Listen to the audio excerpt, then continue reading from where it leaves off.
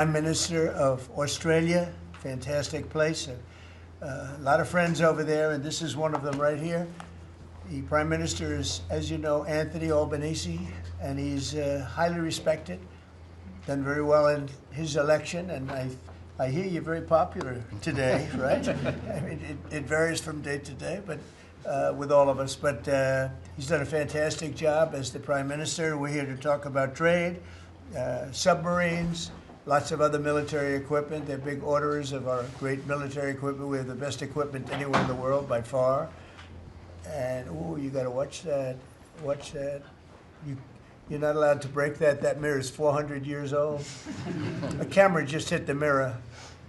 I just moved it up here special from the vaults, and first thing that happens, the camera hits it.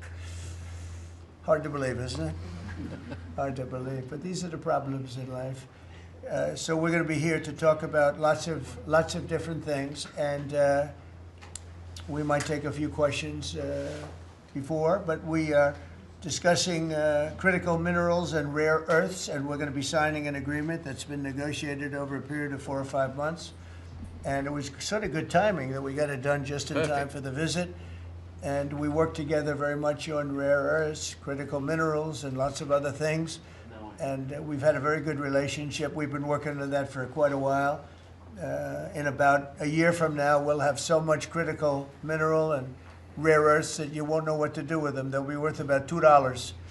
But in the meantime, we're working with Australia and other countries. They're working with us too.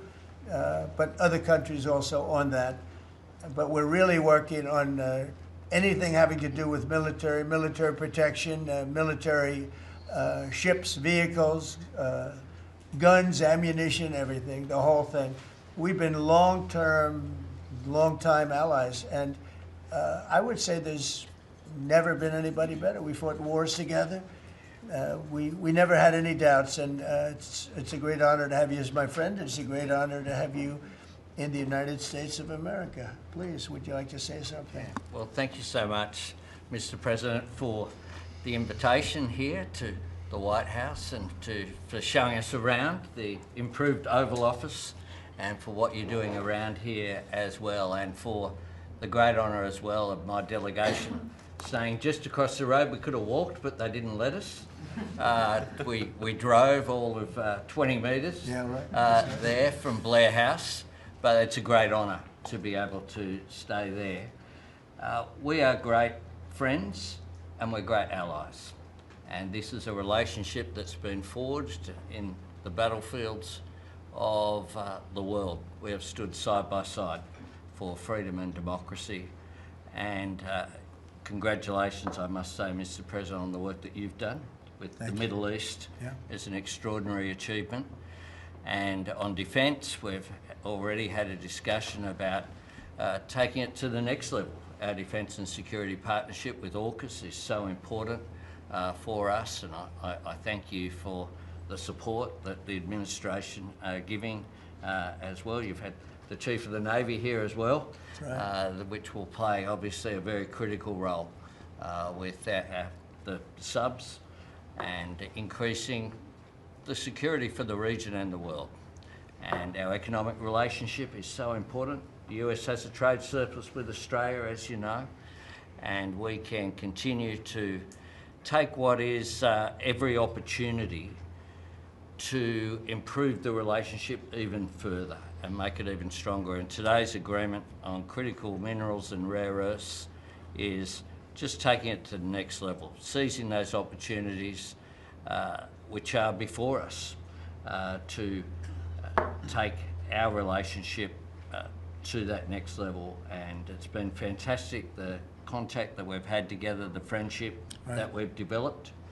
And Australians love America, and I think Americans kind of like Australia too. Sure, we do. And as we go forward, I think that today will be seen as a really significant day in our relationship. So I thank you very much, Mr. President. Well, thank you very much, Anthony. It's an honor to sign this, and we'll do it now. And then we'll take some questions. Some good ones, I think.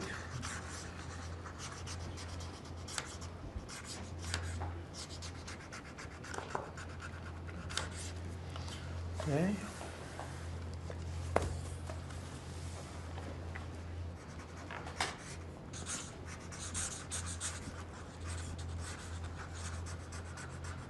Well, this is a $8.5 billion pipeline that we have ready to go.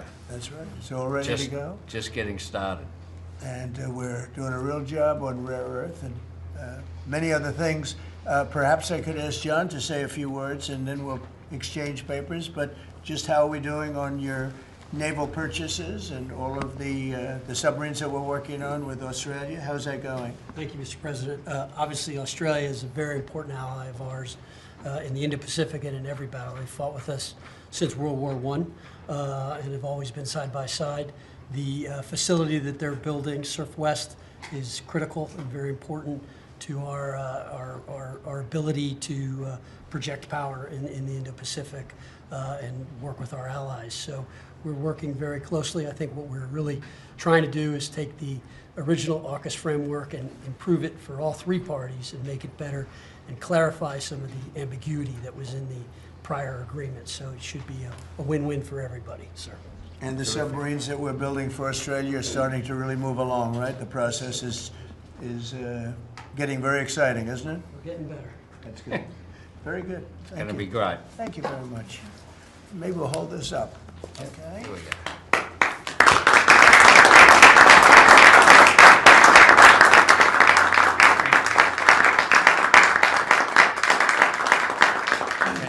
Thank you very much. Mr. President. The AUKUS submarine pact, the AUKUS defence pact that the Prime Minister just mentioned, it is a critical issue for Australia. Yes. You haven't really spoken much about it publicly. It was a deal that was done under Joe Biden to sell submarines to Australia at a time when you're not really making enough for your own needs. So can you tell us, have you gotten across the details of the deal? Do you support it, and will you honour it? It was made a while ago, and nobody did anything about it, and it was going too slowly. We do actually have a lot of submarines. We have the best submarines in the world, anywhere in the world, and we're building a few more currently under construction. And now we're starting, we have it all set. With Anthony, we've worked on this long and hard, and we're starting that process right now, and I think it's really moving along very rapidly, very well. But if the rate of submarine production doesn't continue, how can you guarantee Australia will get the boats? Oh, it's getting, oh no, they're getting. Mr. President. At least 32 people have been killed in those. Excuse me, you're next. Thank you. Go ahead. China's bad behavior has really only gotten worse since the AUKUS partnership was formed. With that in mind, is the door open for Australia to get additional nuclear-powered submarines or other military capabilities not already in the deal? I think China's been very respectful of us. They're paying tremendous amounts of money to us as in the form of tariffs. As you know, they're paying 55%. That's a lot of money. They never were paying anything over years and years and years. But they were like anybody else. A lot of countries took advantage of the U.S. They're not taking advantage anymore. No, China's paying 55% and a potential 155% come November 1st unless we make a deal. And I'm meeting with President Xi. We have a very good relationship. We're going to be meeting in South Korea in a couple of weeks. And we'll see what we can do. We have a very good relationship with China, but you know, it's been probably a little bit like your relationship with China. They try and take advantage, but most countries do. I mean, I can say the European Union took advantage, but not anymore. We worked out a very fair trade deal. Japan, we worked out a very fair deal. South Korea, where I'll be meeting President Xi, we worked out a very fair deal. And I expect we'll probably work out a very fair deal with President Xi of China. So most of you will be with us. It's going to be very exciting. And I think we're going to work out something that's good for both countries. Are you at least interested in expediting the nuclear-powered subs to Australia? Well, we are doing that, yeah. We're doing that. We have them moving very, very quickly. Mr. President, I don't think you've ever been to Australia. Have you thought about coming to Australia and trying out some of the golf courses? I would, and I actually have been to Australia, and I did play one of your great golf courses. They have great golf courses there. But I have been to Australia, actually. Would you come again? Oh, I would. In fact, I've been invited to go, and Indeed. I'll have to give it serious consideration. No, it's a real Did possibility. the Prime Minister invite you today? He did. And perhaps we could time it, must be said, with the President's Cup that Australia hosts as well. When is the President's Cup? We'll organise it at a time suitable for you, Mr. President. Please, in the back, please. Yeah, in the back, please. Yeah, Mr. President, the Prime Minister mentioned that there's a trade imbalance that's very heavily in America's favour. Why does America slap such heavy tariffs on a friend and ally? Well, we in don't, Australia? yeah. Well, we do in some cases. We do in many cases because we've been treated unfairly. But actually, the tariffs are very light. The one thing is you buy a lot of airplanes, so that helps because you buy a lot of the beautiful Boeings, the best of the Boeings. Boeing, and by the way, Boeing is really doing well. They have lots of orders, and they're really doing a great job. They make a great plane. But Australia, because of its location, which is great, but one of the things dictated by that location is you have to order a lot of airplanes. So I guess we have that advantage. They need a lot of airplanes in Australia, and that gives us a little bit of an advantage. Mr. President, yeah, your Secretary of War, Pete Hegseth, in his Shangri-La speech in, I think it was May, warned about the potential likelihood or threat of President Xi ordering an invasion of Taiwan. 2027 is also the year that Fleet Base West is supposed to start rotating those US and UK submarines. Do you see AUKUS as a deterrent for China in the Indo-Pacific? Yeah, I do. I think it is, but I don't think we're going to need it. I think we'll be just fine with China. China doesn't want to do that. First of all, the United States is the strongest military power in the world by far. It's not even close. Not even close. We have the best equipment. We have the best of everything, and nobody's going to mess with that. And I don't see that at all with President Xi. I think we're going to get along very well as it pertains to Taiwan and others. Now, that doesn't mean it's not the apple of his eye, because probably it is. But I don't see anything happening. We have a very good trade relationship. We're going to have a very good, I think when we leave South Korea, could be wrong, but I think we'll end up with a very strong trade deal. Both of us will be happy. I don't see that happening, no.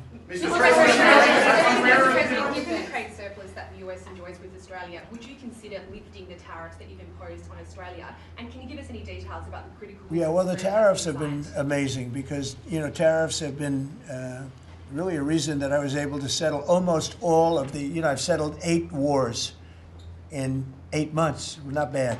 I have one more to go. It's Russia, Ukraine, and I think we'll get there, but it's turned out to be nasty because you have 2 leaders that truly hate each other, You can't have it all, right? They hate each other beyond all else, and it makes it actually a little bit difficult. But we try, of the 8 deals, I would say because of tariffs, 4 or 5 of them were settled.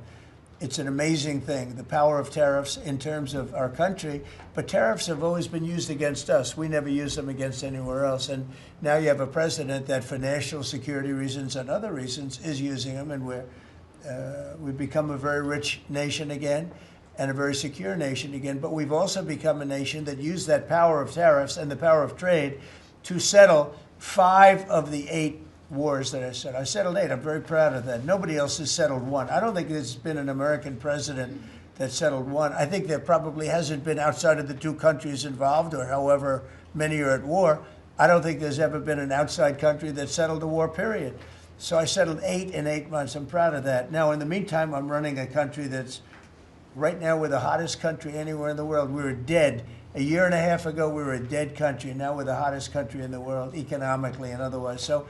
But I will say this, Australia pays very low tariffs, very, very low tariffs. In fact, Australia pays among the lowest tariffs. Please, go ahead. Mr. President, there's been concern in Australia that it's taken 9 months to get this meeting. Have you had any concerns with this administration, with the stance on Palestine, climate change, or even things the ambassador said about you in the past, the Australian ambassador? I don't know anything about him. I mean, if he said bad, then maybe he'll like to apologize. I really don't know. Did an ambassador say something bad about him? Don't tell me. I don't. Where is he? Is he still working for you? Yeah. You said bad? before I took this position, Mr. President. I don't like you either. Okay. I don't, and I probably never will. Go ahead. No, you went. Go ahead, behind you, President. Mr. President, your Secretary of the Navy said there will be some clarifications around some ambiguities on AUKUS. Can you tell us? Well, he'll get that taken care of. These are just minor details that he'll take care Can I of. ask you specifically on? John, you're going to get that taken care of, right? There shouldn't be any more clarifications because we're just going now full steam ahead building. Yeah, please. Thank you. Mr. President, are you now satisfied with Australia's defence investment, or do you want Australia to invest more in defence? Well, I'd always like more, but they have to do what they have to do. You know, you can only do so much. I think they've been great. They're building magnificent holding pads for the submarines. It's going to be expensive, too. You know, you wouldn't believe the level of complexity, right, and how expensive it is. They're building tremendous docking because they have a lot of ships and a lot of things happening. And I think their military has been very strong, very, very strong. Over here, please. Mr. President, on the war that you haven't solved yet, the Ukraine-Russia situation, have you now locked in a meeting? And can you explain, just a few weeks ago at UNGA, you said that Ukraine could possibly win the war and Well, they could. territory, but now They could it's still very win it. I don't think different. they will, but they could still win it. I never said they would win it. I said they could win. Anything can happen. You know, war is a very strange thing. A lot of bad things happen, a lot of good things happen. If you look at the Middle East, I would say prior to us hitting Iran so hard, we could have never made that deal because you would have had a dark cloud over the Middle East when we took out their nuclear capability, which was one of the great military maneuvers of all time. It was flawless. You saw that. Yeah.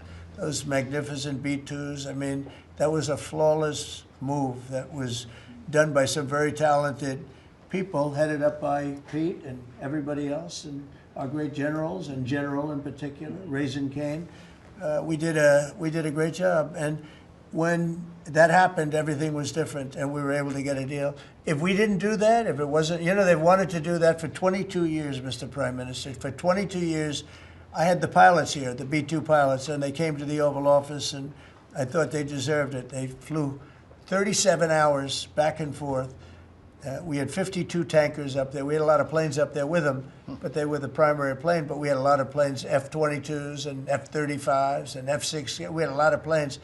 But we had 52 tankers. Can you believe that? And it was just like a flawless mission. And when it was finished, the Middle East just opened up. Amazing. And they've wanted to do it for 22 years. The pilots came up to me. They said, you know, for 22 years, we practiced this maneuver. 3 times a year for 22 years, our predecessors and us. These are now young pilots, you know, but they're older now. Predecessors practiced it. And they said, we never had a president that would let us do it, but I let him do it. And it totally opened up the Middle East. It took the cloud over the, you know, we had a dark cloud over the Middle East, and now it's all, I mean, we have a little situation relatively with Hamas, and that will be taken care of very quickly if they don't straighten it out themselves, because they're in violation of their agreement.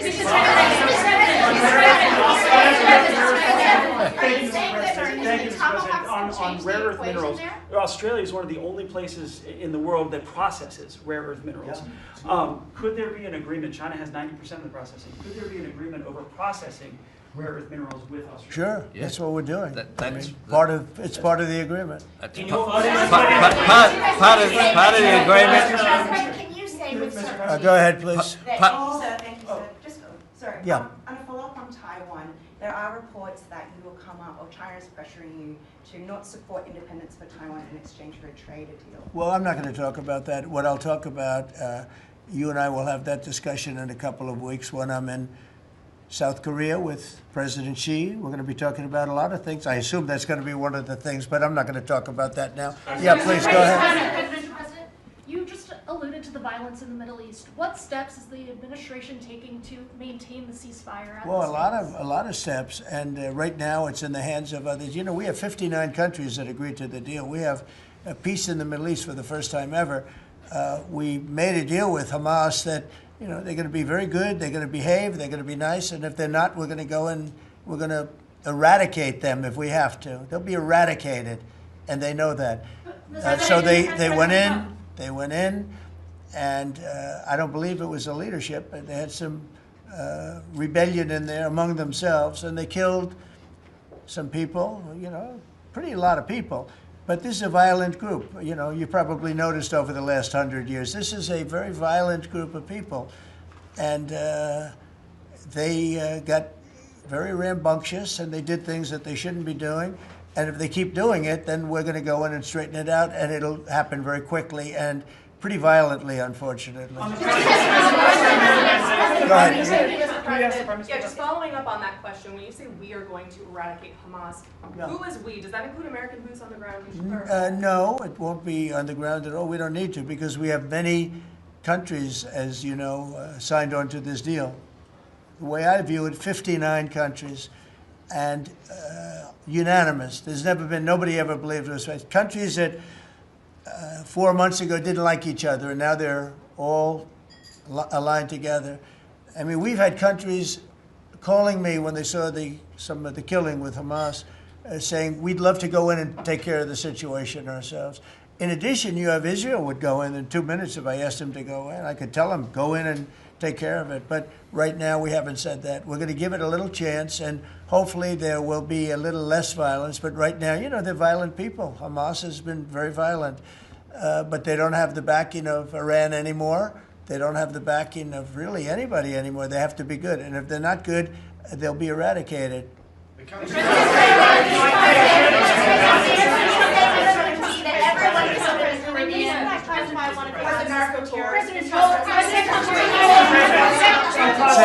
Were any innocent civilians killed in the Caribbean, Mr. President? Not you. Go on, please. Could the Prime Minister weigh in on more on the processing? Yeah. And can Australia expand the process of rare earths? Absolutely we can, and we have the capacity to do so, and part of this deal is very specific, $8.5 billion pipeline. There'll be $1 billion contributed from Australia and the United States over the next 6 months with projects that are immediately available. There's 3 groups of projects, ones that are joint activities between Australia and the United States, such as Alcoa. Secondly is projects that will be US investment that the US will undertake in Australia, including processing, and then ones that Australia will undertake, some as well. One of them is Australia, the US and Japan as well. So what we're trying to do here is to take the opportunities which are there. Australia has had a view for some time, a bit similar to putting America first. Right. Our plan's called A Future Made in Australia, which is about not just digging things up and exporting them, but how do we make sure that we have across the supply chains with our friends being able to benefit, seize those opportunities. So we certainly see part of what this is about isn't just digging things up, it's also about processing, including the joint ventures between Australia and the United States. Can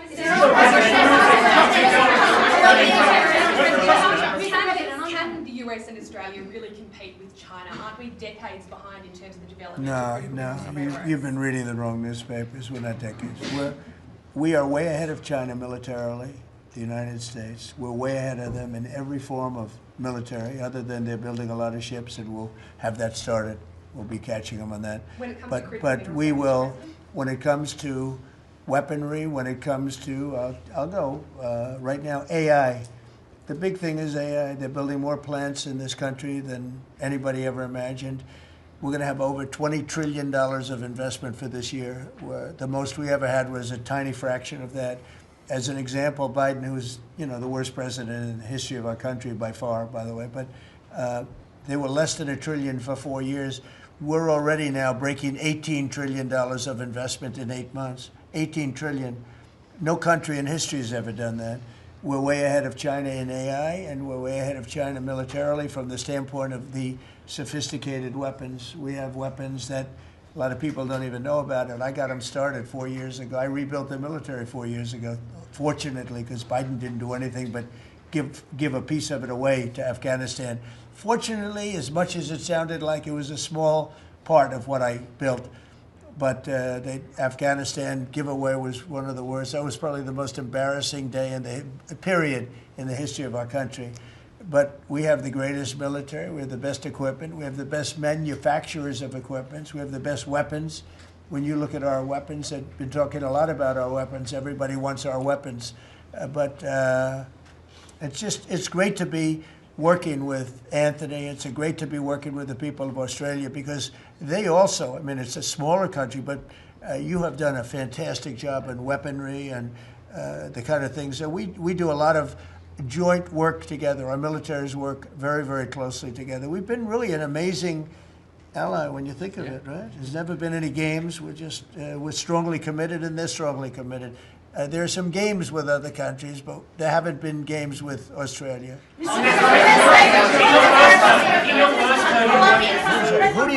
Where do you come from? I'm from Australia. Who are you The with? Sydney Morning Herald. Nasty guy. Go ahead. Oh, sorry, I was just going to ask a question. All right, go ahead.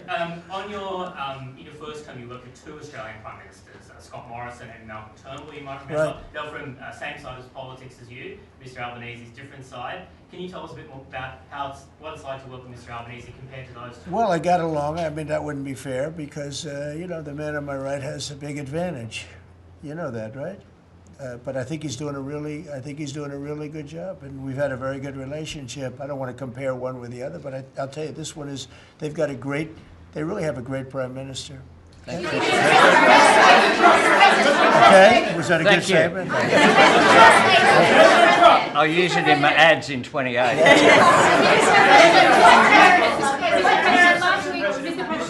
President Putin on Thursday, did you discuss his ongoing attacks on civilian areas in Ukraine? Yeah. Did you say cut it out? Did you say show Yeah. an article of good faith to me? I did. But as you know, most of the people dying are soldiers. The soldiers that are dying in Russia and Ukraine, it's unbelievable. 5,000 to 7,000 a week. Can you believe it? And I look at that and I say it's pretty amazing. But in addition to that, there are attacks on Kiev and some of the other places. And it's human lives, but the big number of human lives are soldiers that are being killed in the battlefield. Anywhere from 5,000 to 7,000, sometimes more than that every single week. It's not even believable. It's a bloodbath. It's the worst since the Second World War, the worst number of people. And it doesn't affect us in any way. We don't pay anything because now they pay us for the weapons that they get. The NATO is paying us for the weapons, as you know. It doesn't affect, I guess you could say that's a positive thing, they pay us, but I'm not interested in that. I did straighten it out. Biden gave them $350 billion. Can you believe it? And all they did is get deeper in. It's a shame. Gave them $350 billion. A lot of lives were lost. That's a war that would have never happened if I were president. But we do speak about that. I speak about all of the lives, but I do speak about the civilian lives. Yeah. The First Lady has done such an amazing job on the Ukrainian children who were abducted by Russia. Would you support Senator Lindsey Graham's bill to declare Russia a terrorist state? And you have within your power, you're the most powerful man on earth. Why don't you just enable Ukraine to finish this war tomorrow? Well, if you knew anything about what you were talking about, you'd be able. You do. I don't think you do, really. I don't think you do because it's a little more complicated than that. But it sounds easy. We're in the process of trying to make a deal. If we make a deal, that's great. If we don't make a deal, it'll be a lot of people are going to be paying a big price. Quiet. President Trump, so a question to both of you, if you don't mind. So I love his haircut. He's I'm going to try that. No, I love it. Go ahead. So, as we all know, China controls 90% of the global supply of critical minerals. They have launched attacks on Australian companies, primarily Lynas Rare Earths. What will happen to China if they don't play fair with this? So, it's a very interesting question. We have a tremendous power, and that's the power of tariff. And I think that China will come to the table and make a very fair deal, because if they don't, they're going to be paying us 157% in tariffs. Right now, they're paying 55 to 57%. When I was first president, first term, we had the greatest economy we've ever had. And as you know, people don't write too much about it, but China paid us hundreds of billions of dollars worth of money for tariffs. Biden left it, but he didn't enforce it. He gave exceptions to almost everything. And so he left the tariffs, but he didn't really collect the numbers that he should have collected, and because he didn't know what the hell he was doing. So now the tariffs are much higher on China than they were before, and they're high on other countries depending on whether or not we like that country or we get along, and that's for national security purposes. So I made deals with Japan, I made deals with the European Union, or the whole of Europe practically, but the European Union, made deals with a lot of different people. We have a very fair deal for, I will say, Australia's paying a low number. They do have, I'll change it, we have a little bit of an advantage on that one. I told you, the advantage we have is airplanes. We sell a lot of airplanes to them and they need them. It's a very vibrant place and people go in and out, and I look forward to going there myself. And I think it's unlikely I'll be taking a ship. That's a long journey. That's a long but China has treated us with great respect. Now, in the past, they didn't treat other presidents with great respect. They would take hundreds of billions and even trillions of dollars out of the country, and they would spend it and build their military. Now they're treating us with great respect. Now, we'll see what happens. I said, if we don't make a deal, I'm putting on an additional 100% on November 1st. I think we'll make a deal. They threatened us with rare earths, and I threatened them with tariffs, but I could also threaten them with many other things, like airplanes. You know about airplanes, because they can't get parts for their airplanes. We build their airplanes. We do a great job. They're largely Boeings, and we could stop the parts. We did stop the parts, actually, when they did the initial threat. That's a big... They closed down over 400 of their airplanes, but we don't want to do that. But we have a much simpler thing. If we don't make a deal, we'll charge them a very substantial tariff, and they'll be paying us hundreds of billions of dollars a year, which they're basically paying right now. We had presidents that allowed China and other countries get away with murder. We're not going to allow that, but we're going to have a fair deal. I want to be good to China. I love my relationship with President Xi. We have a great relationship. I believe after we leave South Korea, we'll be there together.